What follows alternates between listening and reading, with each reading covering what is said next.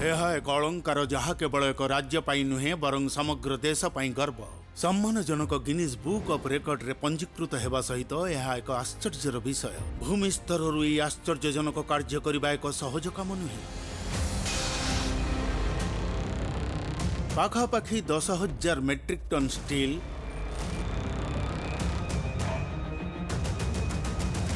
42,000 घनमीटर रु अधिक कंक्रीट, 2,300 निर्माण प्रोफेशनल, दिन को 20 घंटा 15 मास पाई 2 नियुत रु अधिक सुरक्षित घंटा। एही चमत्कार स्थापत्य निर्माण प्रकृत रे एक चैलेंज थिला।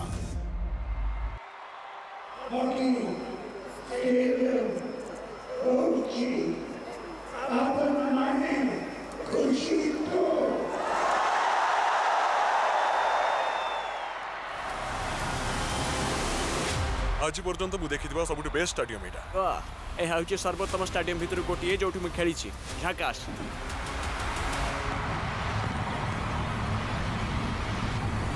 यह हेउची राउरकेला स्थित बिरसा मुंडा हॉकी स्टेडियम रो निर्माण।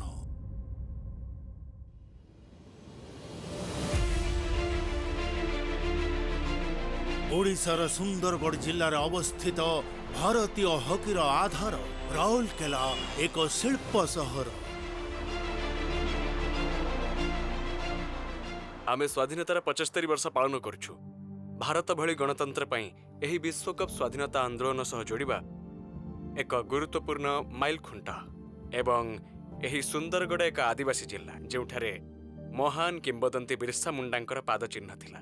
तेणु मान्यवर सीएम एहार नाम बिरसा मुंडांक नाम रखा स्थिर कले। एही महान कार्यर तदारख करुथिबा दलर नेतृत्व नेउछंती विनील कृष्णा। तेणु 2018 रे प्रथम थर आमे बहुत बड़ स्केल विश्वकप आयोजन कलु। एथर मान्यवर मुख्यमंत्री एक प्रस्ताव देइचंती जे आमे एहाकु राउरकेला रे मध्य आयोजन करिबा उचित। शेषरे उभय भुवनेश्वर एवं राउरकेला पई 2023 हॉकी विश्वकप चूड़ांत होईछि एवं प्रस्तुति जोरसोर रे चलीछि। आमे एक महान विश्वकप आयोजन करिबाकू आशा करूछु। 2019 रो शेष भाग रे विश्वकप आयोजन करिबाकू राउरकेला उत्तीर्ण होइथिला। तथापि एही स्केल रो एक इवेंट आयोजन करिबा पई शहर रे आवश्यक आधुनिक भित्तिभूमि रो अभाव थिला। जेते बेले आमे भित्तिभूमि सृष्टि पई योजना करिथिलु तापरे कोविड आसिला आउ आमे समस्ते बिजी रहिलु। समग्र सरकार कोविड परिचालन रे बिजी रहिले।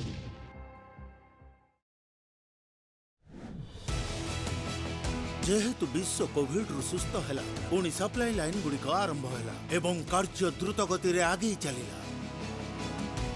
जदि डिजाइनर पई संक्षिप्त देखा जाय जे विश्वकप आयोजन करिबारे एकाधिक अंशीदार अछंती एवं प्रत्येक अंशीदार होइतिबा भित्तिभूमि को नै खुशी हेबा उचित आउ विश्वकप रो एक चमत्कार सुंदर अनुभव हेबा दरकार।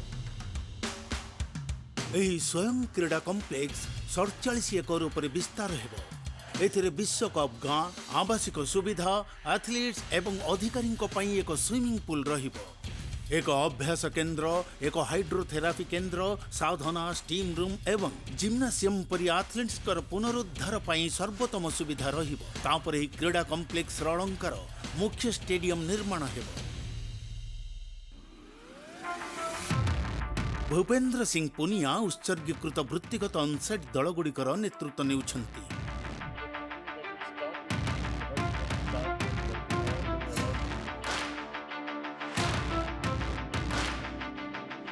आमे सबुठु बड़ hockey stadium Birsa Munda hockey stadium Rourkela निर्माण करिबा आरंभ करूछु।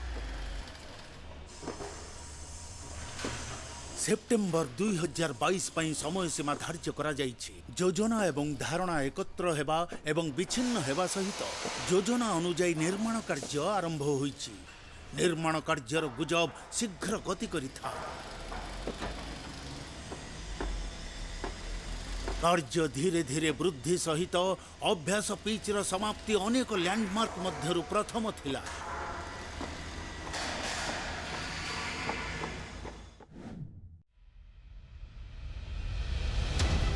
दुनियार केतेक टॉप स्टेडियम पई पिच तैयारी करुथिबा सन गुडी को श्रेय दिया जाइछि। समय सीमा अनुଯାयी हस्तांतर करने से निश्चित करिसंती। तेणु राउरकेलाରେ ଆମର କାର୍ଯ୍ୟ ହେଉଛି ଆସନ୍ତା ବର୍ଷ 2023 ପାଇଁ 2ଟି ପୁରୁଷ ହକି ୱାର୍ଲ୍ଡ କପ୍ ପିଚ୍ ବିତରଣ କରିବା। ଏହାର ଗୋଟିଏ ଭାଗ ଏଠାରେ ରାଉରକେଲା ଏବଂ ଅନ୍ୟ ଭାଗ ଭୁବନେଶ୍ୱରରେ ଖେଳାଯିବ। एक ट्रॉपिकल आर्द्र शुष्क जलवायु अंचल सहित राउरकेलार तापमात्रा ग्रीष्म समय 40 डिग्री सेल्सियस रु अधिक वृद्धि पाई था। ज्वलंत सूर्य तले काम करने बहुत कष्टकर। ଏଠି ମୁଖ୍ୟ ଚ୍ୟାଲେଞ୍ଜ ହେଉଛି ଉତ୍ତାପ, ଅତ୍ୟଧିକ ଆର୍ଦ୍ର ଏବଂ ବହୁତ ଗରମ।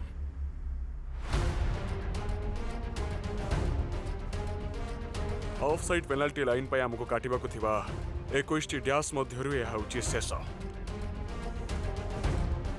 शेषरे अभ्यास पिच संपूर्ण वर्तमान सेलिब्रेट करिवार समय। किंतु दल आगामी चैलेंज गुड़िक विषय अवगत अछि। ଆମର ଆଉ ଗୋଟିଏ ପିଚ୍ ସମ୍ପୂର୍ଣ୍ଣ କରିବା ବାକି ଅଛି ଏବଂ ତାହା ହେଉଛି ମୁଖ୍ୟ ଷ୍ଟାଡିୟମ। ଦୁର୍ଭାଗ୍ୟବଶତଃ ପରିବହନ କାରଣରୁ ସେହି ପିଚ୍ ବିଳମ୍ବ ହେବାକୁ ଯାଉଛି।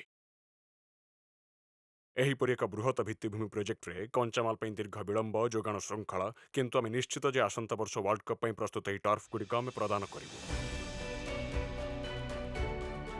अभ्यास पिच समाप्त हेबा परे अन्य एक गुरुत्वपूर्ण भूमि हेउची हाई मास्टर उच्चता।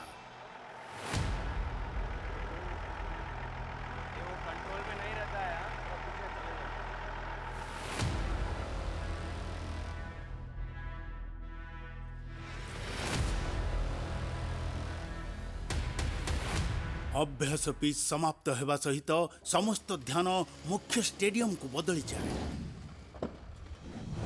समय सीमा मात्र 3 मास हेले काम एपर्यंत शेष होई नाही। साइटर टोपोग्राफी को ध्यान रे रखी एवं डिजाइन संशोधन हेतु नष्ट होइतिबा समय पई डिजाइनर माने पारंपरिक आरसीसी ऊपर प्री फैब्रिकेटेड स्ट्रक्चरल स्टील स्तंभ गुडी को बाछि थिले।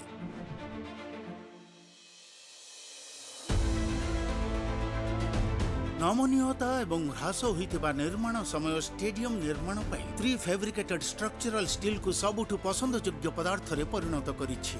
पारंपरिक आरसीसी परी इस्पात को प्रतिकूल पाणीपागर परिस्थिति को सीमित करी डिजाइन एवं तैयारी करा जाई पारिबो।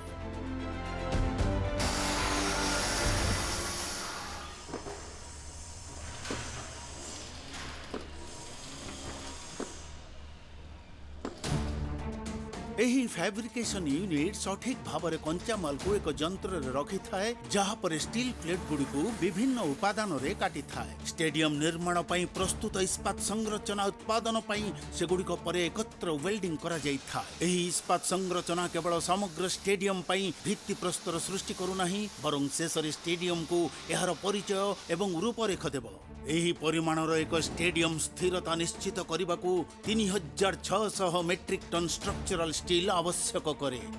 सेही परिमाणर इस्पात परिवहन एक सहज काम नुहे।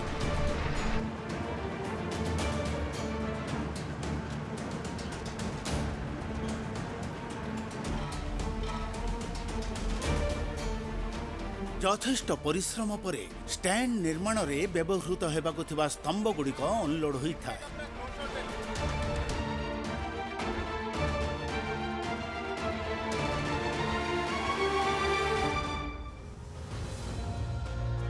सामग्रिक परिचालना क्रीड़ा विभाग द्वारा करा जायथिला।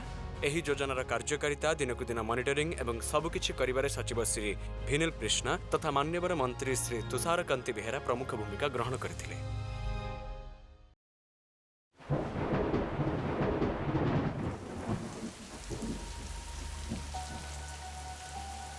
वर्षा समय आरंभ हेबा सहित समय सीमा पुणी कमिबा आरंभ करे।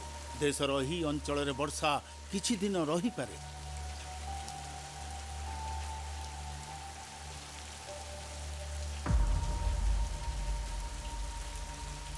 ଏହା ବର୍ତ୍ତମାନ ବର୍ଷା ସିଜନ, ତେଣୁ ଆପଣମାନେ ଜାଣନ୍ତି ଆମେ ସେହି ବିଷୟରେ ଯୋଜନା କରିବା ଆବଶ୍ୟକ। ତେଣୁ ମୁଁ ନିଶ୍ଚିତ ଯେ ଆମ କର୍ମଚାରୀମାନେ ପିଚ୍ ଗୁଡ଼ିକୁ ଠିକ୍ ସମୟରେ ସାରିବା ପାଇଁ ନିଶ୍ଚୟ ତାହା କରିପାରିବେ। ଏହି ବର୍ଷ ଆମର ମଧ୍ୟ ଦୀର୍ଘ ବର୍ଷା ସମୟ ଥିଲା, ତେଣୁ ଯଥେଷ୍ଟ ସମୟ ପାଇଁ ଆଉଟଡୋର କାର୍ଯ୍ୟ ସମ୍ପୂର୍ଣ୍ଣ ବନ୍ଦ ହୋଇଗଲା। एणु वर्षा बंद न हेबा जोगु विभिन्न दल को बहुत चापरे पकाई देइथिला। कार्यगुड़िक वर्तमान पूर्वापेक्षा अधिक होईछि। समय सीमा द्रुत गति रे ह्रास पाउथिला।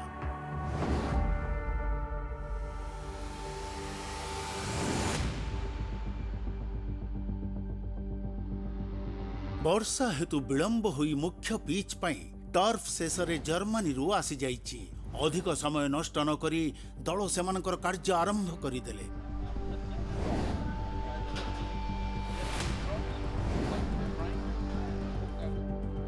टेक्नोलोजी अग्रगति सहित खेल प्राकृतिक घासरू कृत्रिम सिंथेटिक टर्फ को चलीगला।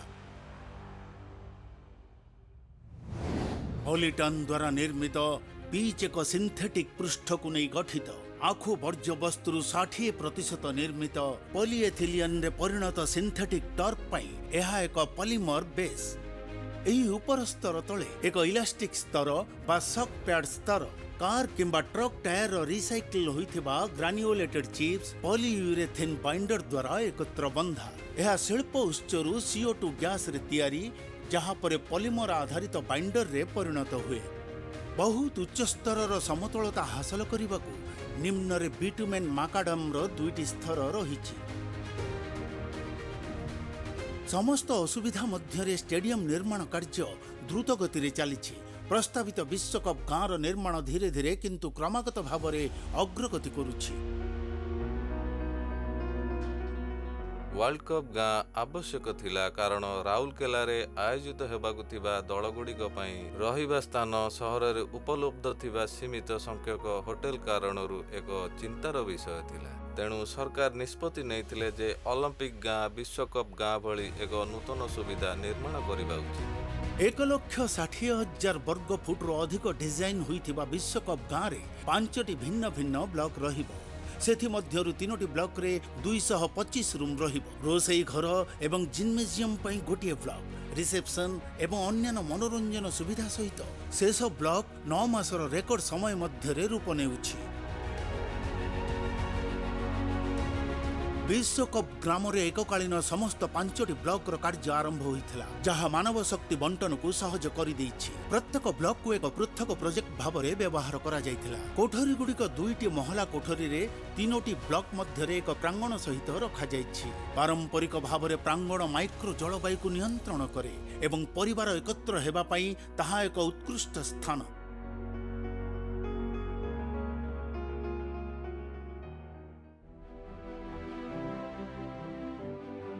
आयोजन पई प्रस्तुति बेले राउरकेला सहरर विभिन्न आकर्षणीय एवं भित्तिभूमि प्रकल्प सहित एक प्रमुख संशोधन चलिछि। एपरि गोटे प्रकल्प हेउछि राउरकेला विमान बंदरर संप्रसारण।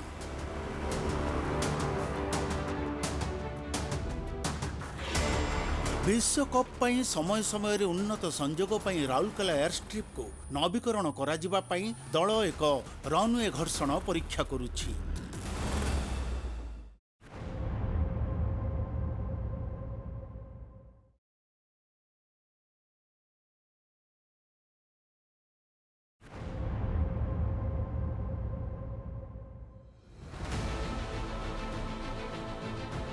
समय सीमा पूर्व यह गोटे दिन। वर्तमान सुधा निर्माण कार्य शेष होता। आयोजक कमिटीर सदस्य फेडरेशन ऑफ इंटरनेशनल हॉकी एवं हॉकी इंडिया सदस्य माने आसंताकाली अभ्यास केन्द्र उद्घाटन करिवे एवं अवशिष्ट निर्माण कार्यर तदारख करिवे। समस्त दल कठिन परिश्रम करुछंती एवं सेमानंकर सर्वोत्तम प्रयास करुछंती। मास मास योजना एवं कठिन परिश्रम परे वर्तमान एक चूड़ांत परीक्षण कराजिबो।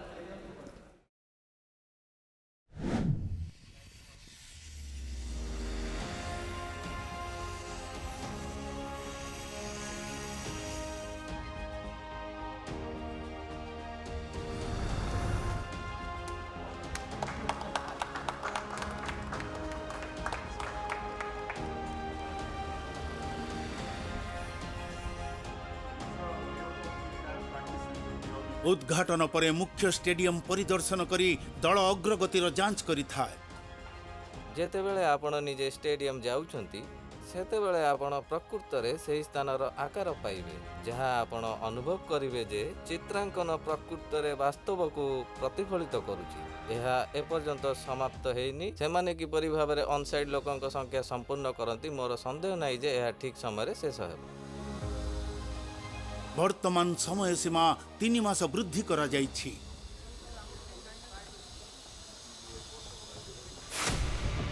ଥରେ ଷ୍ଟାଣ୍ଡରେ ନିର୍ମାଣ କାର୍ଯ୍ୟ ଶେଷ ହେବା ପରେ ସିଟ୍ ସ୍ଥାପନ କରିବାର ସମୟ ହେଇଗଲା। ଜଣେ ଦର୍ଶକ ଦୀର୍ଘ ସମୟ ପାଇଁ ଏକ ଆସନରେ ରହିବେ, ତେଣୁ ଆସନଗୁଡ଼ିକ ନିଶ୍ଚିତ ଭାବରେ ଡିଜାଇନ୍ ହେବା ଆବଶ୍ୟକ, ଯେମିତି ପ୍ରତ୍ୟେକ ଦର୍ଶକ ଏକ ଅବରୋଧିତ ଦୃଶ୍ୟ ପାଇପାରିବେ।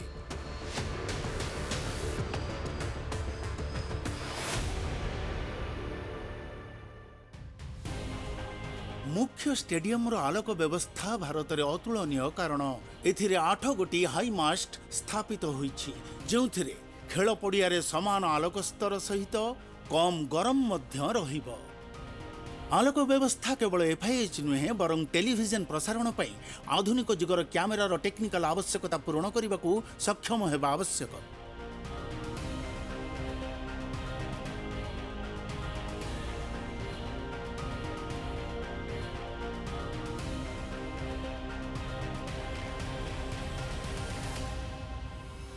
ନୂତନ ସମୟସୀମା ସହିତ 3ଟି ଷ୍ଟାଣ୍ଡରେ ଉତ୍ତର, ପୂର୍ବ ଏବଂ ଦକ୍ଷିଣର କାର୍ଯ୍ୟ ପ୍ରାୟ ସମ୍ପୂର୍ଣ୍ଣ ହୋଇଛି। ଫସାଡରେ କାମ ଷ୍ଟାଡିୟମର ବାହ୍ୟ ସ୍ତରରେ ଆରମ୍ଭ ହୋଇଛି। ଏହା ଆମ ମୁକୁଟର ଏକ ଅଳଙ୍କାର, ତେଣୁ ଅଳଙ୍କାର ପରି ଦେଖାଯିବା ଉଚିତ।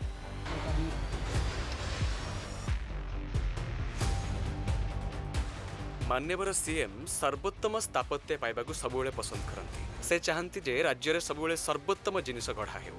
ତେଣୁ ଫସାଡର ରଙ୍ଗ ଡିଜାଇନ୍ ଠାରୁ ଆରମ୍ଭ କରି ପ୍ରାୟତଃ ସମସ୍ତ ସ୍ଥାପତ୍ୟ ଡିଜାଇନ୍ ପର୍ଯ୍ୟନ୍ତ ସେ ଏହା ଉପରେ ଦୃଷ୍ଟି ରଖିଥିଲେ ଏବଂ ସେ ଦଳମାନଙ୍କୁ ସୁନ୍ଦର ସୃଜନଶୀଳ ଚିନ୍ତାଧାରା ସହିତ ଆସିବାକୁ ଅନୁମତି ଦେଇଥିଲେ। ଫସାଡ ଏକ ରୂପ ନେଉଥିବାରୁ ଦଳ କେବଳ ପାଶ୍ଚାତ୍ୟ ଷ୍ଟାଣ୍ଡ ଉପରେ ଧ୍ୟାନ ଦେବାକୁ ପ୍ରସ୍ତୁତ ହେଉଛି। ପଶ୍ଚିମ ଷ୍ଟାଣ୍ଡ ହେଉଛି ମୁଖ୍ୟ ଷ୍ଟାଣ୍ଡ। ଗ୍ରାଉଣ୍ଡ ସ୍ତରରେ ଏହା ସମସ୍ତ ଖେଳାଳିଙ୍କ ପାଇଁ ଖେଳ ପଡ଼ିଆର ପ୍ରବେଶ ପଥ।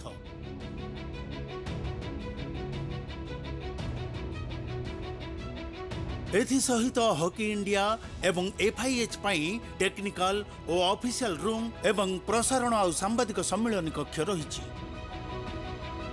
ଉପର ଗ୍ରାଉଣ୍ଡ ଫ୍ଲୋରରେ ବିଭିନ୍ନ ସୁବିଧା ସହିତ ପ୍ରିମିୟମ ମୂଲ୍ୟର ବସିବା ପାଇଁ ଏକ ଷ୍ଟାଣ୍ଡ ଅଛି। ପ୍ରଥମ ମହଲାରେ ମାନ୍ୟଗଣ୍ୟ ବ୍ୟକ୍ତିଙ୍କ ପାଇଁ ଏକ ଷ୍ଟାଣ୍ଡ, ଲଞ୍ଜେସ୍ ଏବଂ ଏକ ମିଡିଆ ସେଣ୍ଟର ରହିଛି।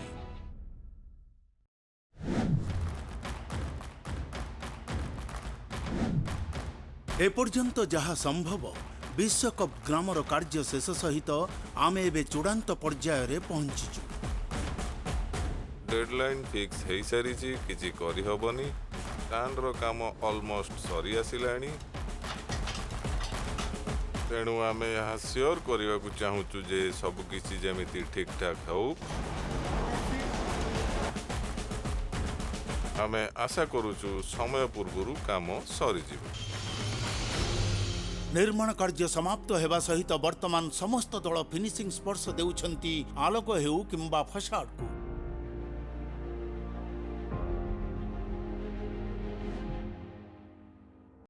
ଜିନିଷଗୁଡ଼ିକର ଷ୍ଟକ୍ ନେବାକୁ ଉଚ୍ଚ ସ୍ତରର ଅଧିକାରୀମାନେ ଅଗ୍ରଗତି ଯାଞ୍ଚ କରିବାକୁ ପହଞ୍ଚିଛନ୍ତି। ବିଶ୍ୱକପ୍ ଗ୍ରାମରେ ଅଧିକାଂଶ ସୁବିଧା ଉପଲବ୍ଧ ଏବଂ ପରୀକ୍ଷଣ ସହିତ ଭୁବନେଶ୍ୱରରେ ଆଗାମୀ ବିଶ୍ୱକପ୍ ପାଇଁ ଏକ ଉଚ୍ଚସ୍ତରୀୟ ବୈଠକ ଅନୁଷ୍ଠିତ ହୋଇଥିଲା। ରାଉରକେଲାକୁ ଫେରିବା ପରେ ଦଳମାନେ ସ୍ଥାନ ତଥା ସୁବିଧା ସୁଯୋଗକୁ ଆସିବା ଆରମ୍ଭ କରିଛନ୍ତି। ଅସାଧାରଣ ଚ୍ୟାଲେଞ୍ଜିଂ ସମୟରେ ନିର୍ମିତ ପ୍ରକୃତରେ ଦଳର ଆଭିମୁଖ୍ୟ ଏବଂ ନିଷ୍ଠାକୁ ଆଲୋକିତ କରିଥାଏ। ତେଣୁ ଦେଖିବାକୁ ଗଲେ ପ୍ରକଳ୍ପଟି ସ୍ମରଣଯୋଗ୍ୟ।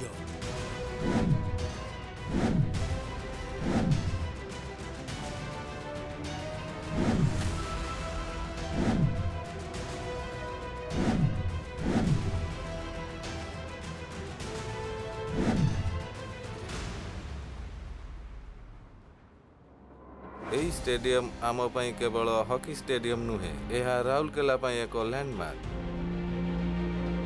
ଏହା ଏପରି ବିକଶିତ ହେଉଛି ଯେ ଏହାକୁ ସର୍ବସାଧାରଣ ପ୍ଲାଜା ପରି ବ୍ୟବହାର କରାଯାଇପାରିବ ଏବଂ ବର୍ଷର ଅଧିକାଂଶ ସମୟ ଏହା ସର୍ବସାଧାରଣଙ୍କ ପାଇଁ ଖୋଲା ରହିବ। ରାଉରକେଲା ନାଗରିକଙ୍କ ପାଇଁ ଏକ ସକ୍ରିୟ ଏବଂ ଜୀବନ୍ତ ସ୍ଥାନ ଭାବେ ଜାରି ରହିବ।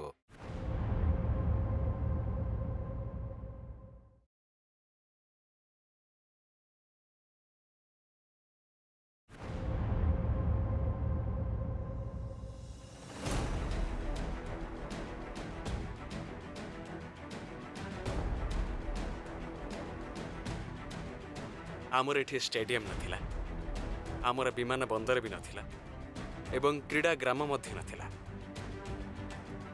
आमे 15 मास भितर स्टेडियम सृष्टि करिवार समस्त रिस्क नहीं थिलु।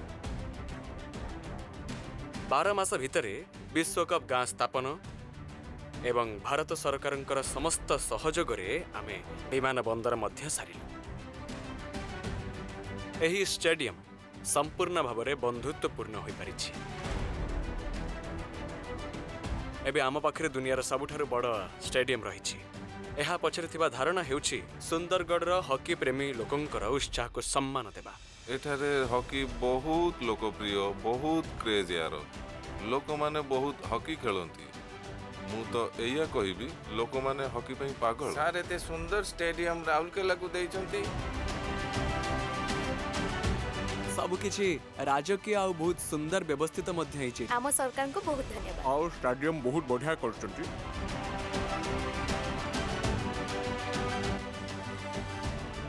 मु तो बहुत वर्ल्ड कप खेली हेले एभलिया जिंस मु केबे देखि नथि।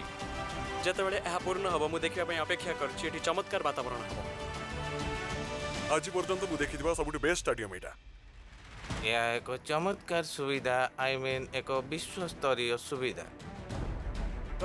ए हउछि सर्वोत्तम स्टेडियम भितर गोटिए जोठु मु खेलिछि। झकास। एवं इंडिया मैच रो समस्त टिकट संगे संगे बिक्री हे गला। हॉकी विश्व कप 2023 को समस्त को स्वागत। 44 संघर्षपूर्ण रोमांचकर मैच 17 दिन मध्य 16 दल परस्पर सह लड़िबे विश्व कप विजयी गौरव पाई।